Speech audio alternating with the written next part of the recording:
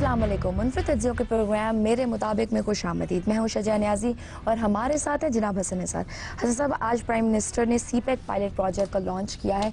No doubt ये एक बहुत बड़ा मंसूबा है और मुस्लिम लीग नून इसका पूरा क्रेडिट भी लेती है। क्या कहना चाहेंगे इस हवाले से? देखिए, इस पर इनका क्या है, ये तो मकाना तरीन चीज़ों का भी क्रेडिट लेते हैं, कमाल के वारदाती हैं। देखिए, बात सुने, आसिफ अली जरदारी ने, जिन पे हम बड़े तबर्रे करते रहते हैं, मैं इन्हीं सारे हमने आदत बना ली है, 9 दौरे किए थे चीन के, जूते घिस गए थे आसिफ जरदारी के, ठीक है।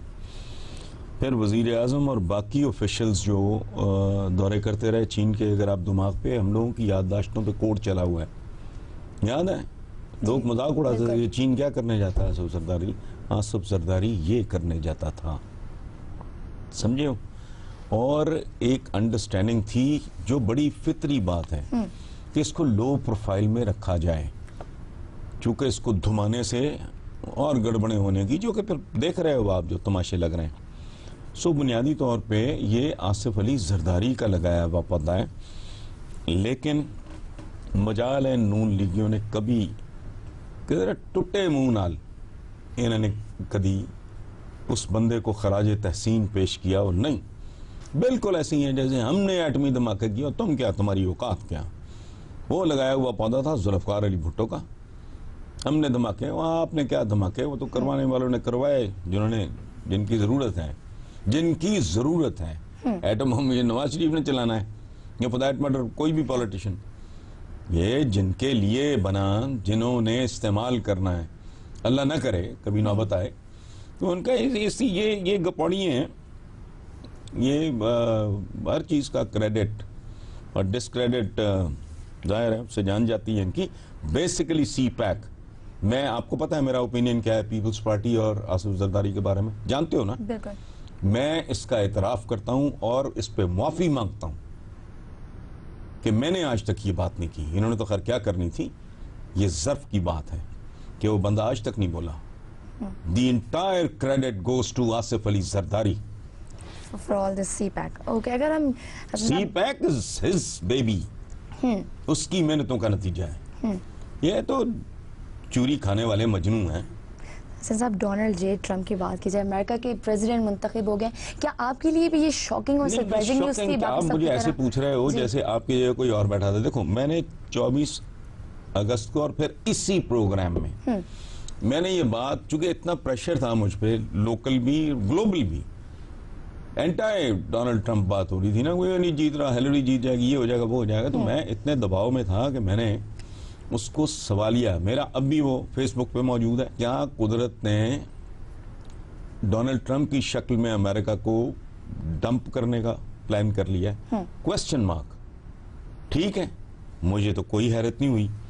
देखो बात सुनो, अब भी 2 बातें ज़हन में रखना, जैसे उसने जीत के दुनिया को सरप्राइज दिया है, इसी तरह बतौर सदर वो इस तरह परफॉर्म करेगा कि दुनिया को दूसरा बड़ा सरप्राइज मिलेगा। उसको आप लोग बहुत अंडर एस्टिमेट कर रहे हो। अंडर हम हैं मुनाफिक किस्म के सियासतदानों के और लोगों के आदी। पूरी दुनिया, सियासत बहुत बड़ा ढोंग है, फ्रॉड है। वो एक नंगा चिट्टा खुला आदमी है, मुंह फट आदमी है। लेकिन अब सुन लो ना, पहले बात मुकम्मल करने दो। देखो, लीडर क्या होता है? जो जमीनी हकायक को देखता है। बड़ा लीडर कौन होता है? जो जमीनी हकायक को उलट पुलट के रख देता है। मुझे लगता है कि डोनाल्ड ट्रंप उसमें से पहली। एक और बात, मैं आने वाले दिनों में, दिनों का मतलब कुछ साल, 2, 4, 10 साल नहीं, मैं इस दुनिया में सियासतदानों का रोल देखता ही नहीं। ये मुसल्ली फारिग हो जाएंगे, पूरी दुनिया से फारिग हो जाएंगे। ये बात भी इसी प्रोग्राम में शायद जरा डिफरेंट लफ्जों में मैं कर चुका हूं। दुनिया को चलाएगी साइंस एंड टेक्नोलॉजी। मतलब क्या? साइंटिस्ट्स और technologist, they are going to be the ones who will be calling the shots in this world.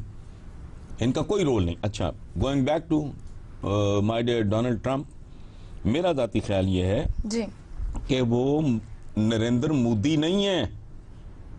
जिस आदमी ने जिंदगी में जिस काम में हाथ डाला उसमें कामयाबी ही कामयाबी देखी है, उसे इतनी अकल डेफिनेटली होगी, अनलाइक हमारे जो पड़ोसी हैं नरेंद्र मोदी, के मनसब से पहले और मनसब संभालने के बाद जो फर्क है ना, एक जो बहुत वाज़ेह है, बहुत बड़ा है, I am sure Donald Trump जैसा शरारती बुढ़ा, जी ठीक है, व्हाई लाइक हिम, लेकिन वो रेसिस्ट तो है मुस्लिम्स की। अगर बात की, जिसने ट्वीट भी की थी कि total and complete shutdown of Muslims, कि हम उनको यूएस में नहीं घुसने देंगे, इस तरह के काफी यार देखो बात सुनो ना, इस पे बहस नहीं करते ना, जो बात आप कर रहे हो सारी दुनिया कर रही है।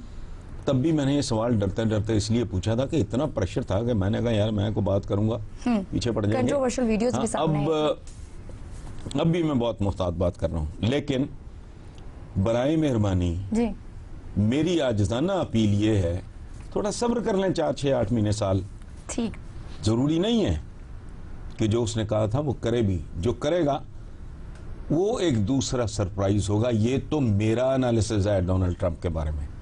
बाकी जो कहते हैं मुझे नहीं परवाह, क्योंकि तब भी मुझे अपने तौर पे यकीन था कि he is going to make it. उसकी लंबी वजूहत है, हमारा प्रोग्राम मुतहम्मल नहीं होता इस तरह की लंबी बकबक। ठीक है, पिनामा लीग्स के मामले के बारे से बात करेंगे, लेकिन इस छोटी सी ब्रेक के बाद देखते रहिए मेरे मुताबिक।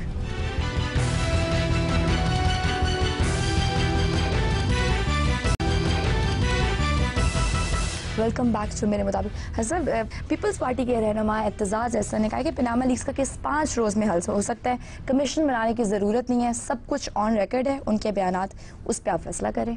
उनके जो वीडियोस जी एक एक को बुलाएं, पूछें, देखें, बात सुने। मैं तो जाहिल आदमी हूँ, बिलो एवरेज, कॉमन सेंस भी मेरी टूटी पची सी है। मुझे तो ये बात बहुत अपील करती है, मुझे ये बात बहुत लॉजिकल लगती है, मुझे इसके अलावा हर बात फजूल लगेगी। और मैं ये सोचने पे मजबूर हूँ कि चूंकि मेरा IQ उतना ही है जितना अवाम का है, वो भी इसी तरह सोच रहे होंगे, ये मैं यकीन से कहता हूँ। और दूसरी बात, ये बात करने वाला कौन है, ये बात मेरे अपने जहन में भी थी, लेकिन हम तो ना 3 में ना 13 में, मैं कानून के हवाले से तो मैं ABC भी नहीं जानता, पैदल आदमी हम। एतजाज अहसन जैसा बंदा जो इस मुल्क के कदावर तरीन और नेक नाम तरीन लोगों में से एक है, कदावर तरीन उसका कानूनदान होना अपनी जगह पे, बिल्कुल ठीक है। इस लेवल का बंदा इस तरह की बात कर रहा है, तो इस पे बहस की क्या जरूरत है, मुकाओ, खत्म। पीपल्स पार्टी का ये भी है ना कि यूसुफ रजा गिलानी और नवाज शरीफ में इम्तियाज नहीं होना चाहिए। वो छोड़ दो, वो लंबी, अब पानी में मदानी मार के मक्खन निकालना है। मोटी बात है कि चौधरी एतजाज अहसन साहब ने जो फरमाया है वो मंतकी है, वो अखलाकी है, वो कानूनी है, वो आईनी है। अगर लटकाना है आपने तो कहते हैं कि लड़ाई, लस्सी, कॉलम और वो बकवास हमारे जैसी जितनी चाहो लंबी कर दो। देखिए डिफरेंट प्रोग्राम, बात करने से बात ही नहीं आते, वो ब्रेकिंग न्यूज 1 लाइन की होती है, 70 तरीके से उल्टा पुल्टा के बयान करते हैं। मोटी बात इतनी है, बॉटम लाइन यही है जो एतजाज ने बयान कर दी है कि पनामा लीग्स का केस सादा है। ठीक है, आगे इसको और भी सादा जबान में इमरान ने कहा था, open and shut case, so please shut up. मैं प्यार से कह रहा हूँ। अच्छा साहब, मुझे एक छोटी सी ब्रेक लेनी है, ब्रेक के बाद मजीद बात करेंगे, देखते रहिए मेरे मुताबिक।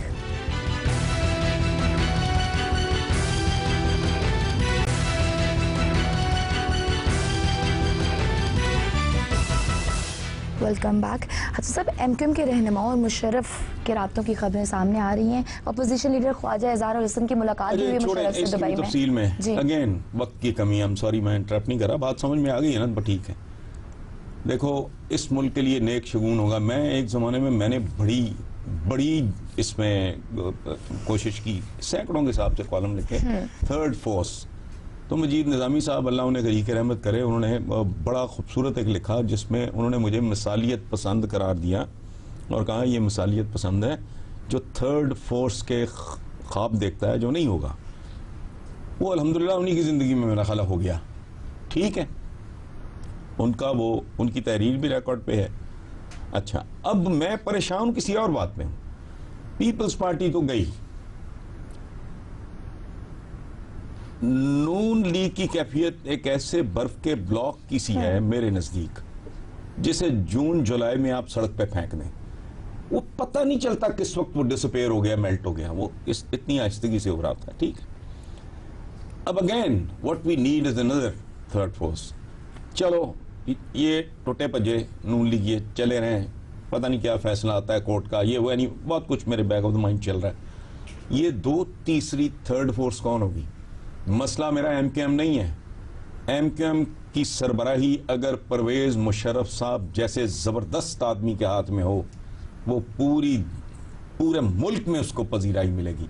बिकॉज मैं जानता हूं एक खंच एक थर्ड, देखो बात सुनो, मैं कोई अक्लमंद आदमी नहीं हूं, मेरी तीसरी आंख खुली है, ठीक है, मैं एक फीलिंग की बुनियाद पे, उसकी साइंटिफिक रीजंस भी हैं, अगेन उसमें नहीं जाते। पूरे मुल्क में एक वोट बैंक परवेज मुशर्रफ साहब का इज्जत एहतराम मौजूद है। एमक्यूएम से अगर वो शुरू करते हैं तो एमक्यूएम पूरे मुल्क में उसके फैलाव की रफ्तार का आप अंदाजा नहीं लगा सकते, वो पूरे मुल्क के लिए नेक शगुन होगा। और दूसरी बात यह है कि नून लीग के अपने पल्ले क्या है, चंद पुराने भोंपुओं के अलावा ना मीर मुकाम अब्दुल कादर बलोच, जायद अहमद मारवी में मंदानियाल तलाल हमायूं अवैस लगारी, ये सारी ये मुशर्रफ लीगी हैं सारे भाई। वो घर इनका दुकान इनकी बंद हो गई, इन्होंने और जाके नौकरी कर ली। इनका साबिक मालिक जो है, साबिक बॉस है, वो ज्यादा मेहरबान है, ज्यादा बेहतर है, ज्यादा अकोमोडेटिंग है, उसका एक्सपोजर ज्यादा है, उसकी इंटेग्रिटी पे कोई उंगली नहीं उठाता। बता दिया ना उन्होंने, इत्तेफाक है, मुझे वो बहुत पहले बता चुके थे ये बात, लेकिन चूंकि दो इंसानों के दरमियान गुफ्तगू अमानत होती है तो उन्होंने बता दिया है कि सऊदी अरेबिया के बादशाह ने वगैरह वगैरह वो सारा। तो एमक्यूएम की सरबराही मेरे लिए, ये मुल्क, हमारे मुल्क के लिए इससे अच्छा नेक शुगून मुमकिन नहीं। अगर एमक्यूएम वाले अल्लाह उन्हें अक्ल दे और इतना ज़र्फ दे कि वो इकट्ठे हो जाएं और परवेज मुशर्रफ साहब उनको लीड करें, तो सुभान अल्लाह। चलिए साहब, लोड शेडिंग का जो एक मसला है ना, नवाज शरीफ साहब ने उस पर कहा है कि लोड शेडिंग को 2018 तक खत्म नहीं बल्कि दफन कर देंगे, जबकि नेपरा ने कहा है कि लोड शेडिंग 2018 में भी खत्म नहीं हो सकती क्योंकि जो प्रोजेक्ट्स हैं वो काफ़ी डिलेड है। अब आपका मसला ये है कि आप नेपरा की सुने कि नवाज की सुने, तो नवाज साहब के बारे में तो मैं डे वन से कह रहा हूँ, ये जमाती झूठों की है। 5000 बार मैं ये बात कर चुका हूँ, आप मुझसे पूछ रहे हो किसकी माने, और नेपरा की मानो, वरना वही होगा तुम्हारे साथ जो पहले हुआ। 6 महीने में खत्म कर देंगे, साल में खत्म कर देंगे, हम यूं कर देंगे, वो कर देंगे। ये यूं वूं कुछ नहीं होना। नेपरा ठीक कह रही है बेचारी, उसकी सुन लो, नहीं सुनना मौज करो, 18 में भी देखेंगे। चलिए आगे बढ़ते हैं। कुछ दिन पहले चौधरी निसार ने नादरा में ऑनलाइन कंप्लेंट सिस्टम का इफ्तिताह किया है। तारिक मलिक जो कि साबिक डीजी नादरा भी रह चुके हैं, उन्होंने ट्विटर पे ट्वीट किया है कि ये 2012 से ही फंक्शनल है। देखिए बात सुने, मैं ये बहुत बड़ी कॉन्ट्रडिक्शन है। हाँ।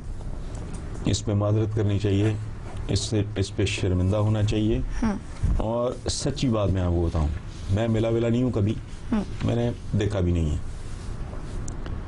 इंसाफ को, लेकिन मैं चौधरी निसार को नून लीगियों में ना, मुझे वो बंदा बहुत बावकार लगता है।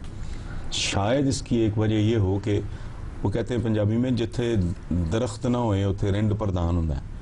मुझे वो आदमी ग्रेसफुल आदमी लगता है, बावकार आदमी लगता है।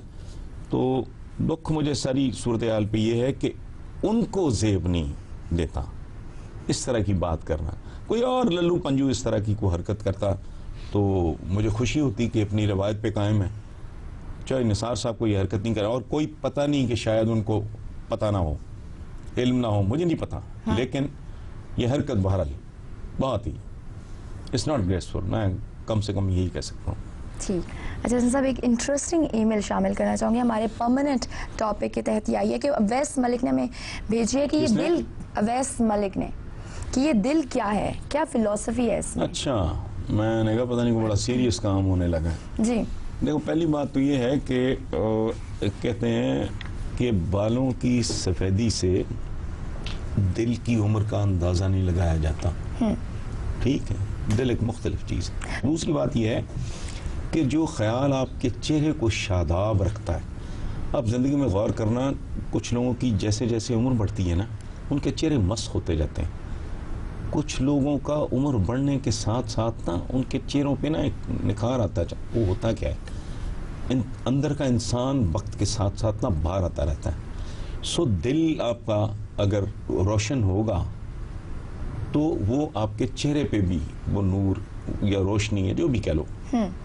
तीसरी बात यह है कि इंसान इंसानों को नापता है एक्शंस देख के, रब्बे कायनात, खालिक व मालिक और राजिक, वो इंटेंशंस देखता है, एक्शंस नहीं। और इंटेंशंस का ताल्लुक दिल के साथ होता है। सो ये इतना हम पुर्जा है। और आखिरी बात ये है, कोशिश करनी चाहिए कि आप दिल की आंख डेवलप कर सको। पता नहीं मैं कम्युनिकेट कर पा रहा हूं या नहीं। दिल की आंख कभी अंधी नहीं होती। उम्र बढ़ जाती है तो बसारत कम हो जाती है, और फिर बहुत बढ़ जाए अगर उम्र तो दिखाई भी नहीं देता, ठीक है। लेकिन दिल की आंख एक ऐसी आंख है कि आपको 100 साल के भी आप हो जाओगे, दिल की आंख ना कभी अंधी होती है ना उसकी बसारत में कमी आती है। ठीक है। अच्छा हसन साहब, प्रोग्राम का वक्त खत्म होने वाला है। हमारे व्यूअर्स बहुत शिकायत करते हैं कि मैं आपसे आखिर में शेर की फरमाइश नहीं करती, तो अगर करोगे तो मिलेगा। देखो कहते बिन मांगे तो माँ बच्चे को दूध नहीं देती, मैं शेर आप बांटता फिर, आपने कहा पेश कर देती। सफर तवील था, मेरा रफीक कोई न था। सफर तवील था, मेरा रफीक कोई न था। मेरा ये दुख है, दुखों में शरीक कोई न था। वाह। और इसका तनाजुर मेरी जात नहीं है। जब आप अपने मुल्क और इसके हवाले से देखते हो ना, फिर इस शेर को समझने में थोड़ी आसानी रहेगी। इसलिए चलिए, इसी खूबसूरत नोट पे और इसी खूबसूरत शेर पे हम अपने व्यूअर्स से इजाज़त चाहेंगे। लिखना ना भूलिए mm@geo.tv पर। अपना बहुत सा ख्याल रखिए। अल्लाह हाफ़िज़।